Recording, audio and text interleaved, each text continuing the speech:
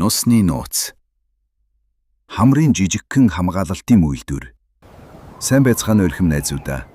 Сүүлийн үед би бар зэрэг ханиад хүрээд хамар битүүрч нус их гоожоод нилээд тухгүй байлаа. Эхэндээ зүгээр л ямар ядаргаатай юм бэ гэж бодож байсан. Гэхдээ нэг мөчид надад сонин асуулт төрсөн юм. Яагаад хүний биед нус гэж зүйл байдаг юм бол? Яагаад ханиад хүрэхээр гинт их хэмжээгээр гоождөг юм бол? Энэ зүгээр нэг өвчний шинж үү? Эсвэл бие дотор ихэнх ухаалаг систем ажиллаж байна уу? Ингээд би энэ талаар судалж эхэлсэн. Судлах тусам гайхшрал төрсөн учраас энэ жижигхэн боловч гайхалтай сэдвийг та бүхэнтэйгээ хуваалцахаар шийдлээ. Хүний биеийн энгийн мэд харагддаг зүйлсийн цаана ямар гайхалтай хамгаалалт, зохион байгуулалт нуугдж байдгийг хамтдаа нийцгээе.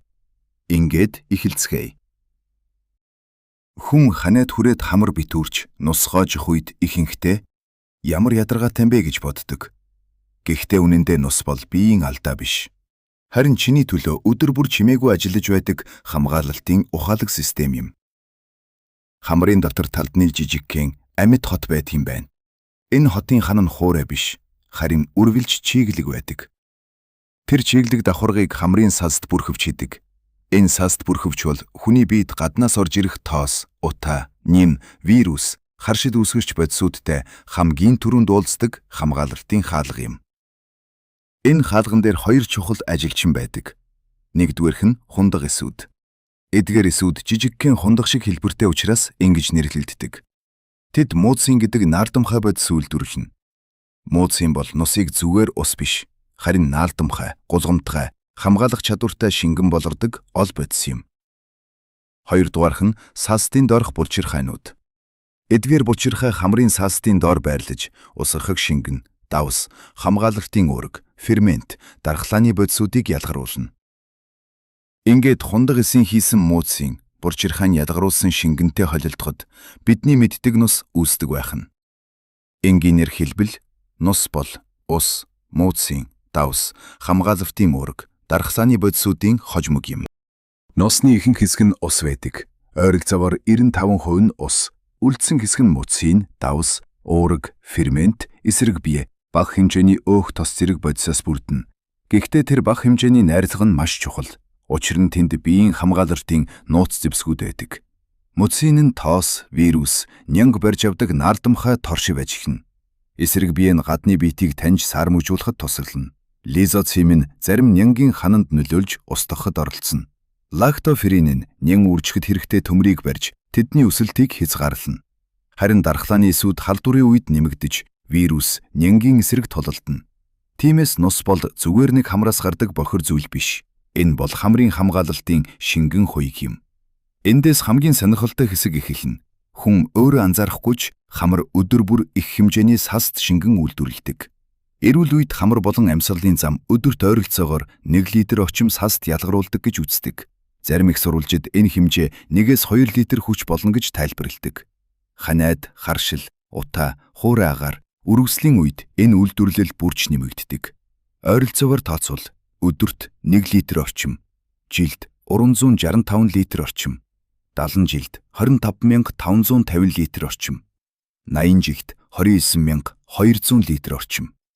Өөрөөр хэлбэл хүний амьдралын туршид хамар болон амьсгалын зам хэдэн 10,000 литр хамгаалалтын шингэн үйлдвэрлэж байдаг гэсэн үг. Мэдээж энэ тоо хүн бүрт яг адил биш.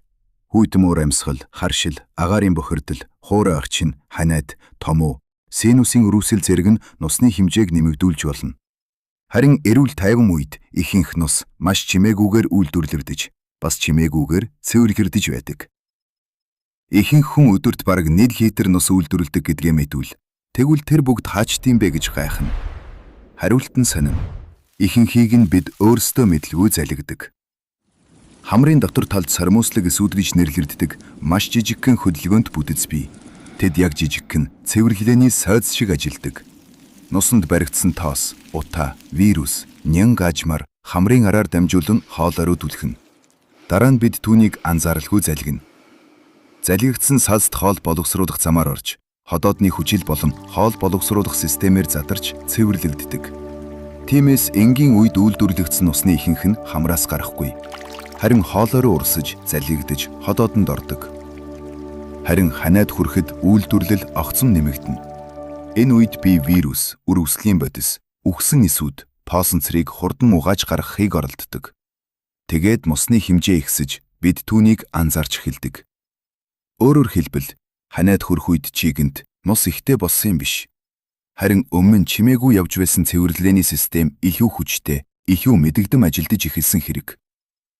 Гаднаас ханиадны вирус хамрын саст бүрхөвчөнд орж ирэхээ гэж төсөөл. Биеийн хамгаалалтын дохио шууд асна.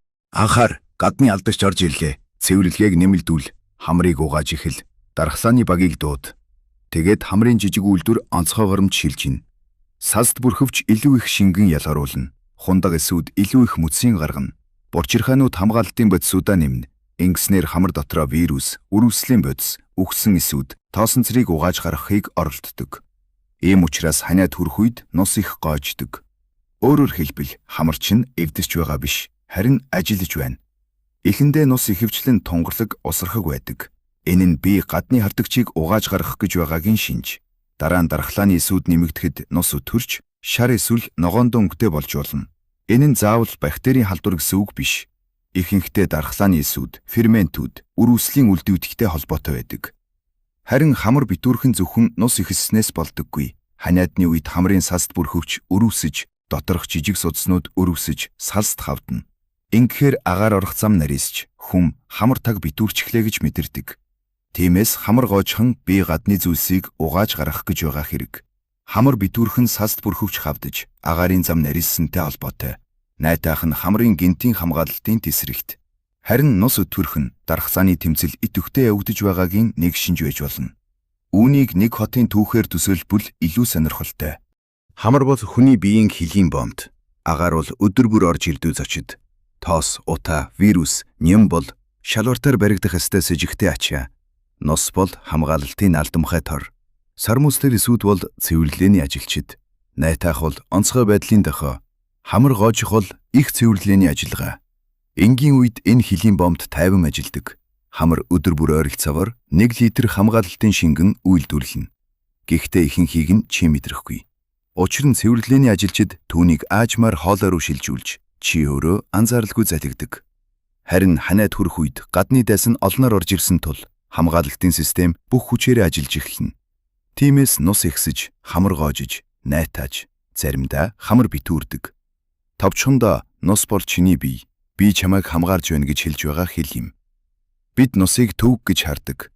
Гэхдээ биеийн талаас харуул энэ бол амьсгалын замыг чийгшүүлж, цэвэрлэж, хамгаалж, гадны халдагчийг барьж, гаргаж байгаа ухаалаг хамгаалалтын шингэн.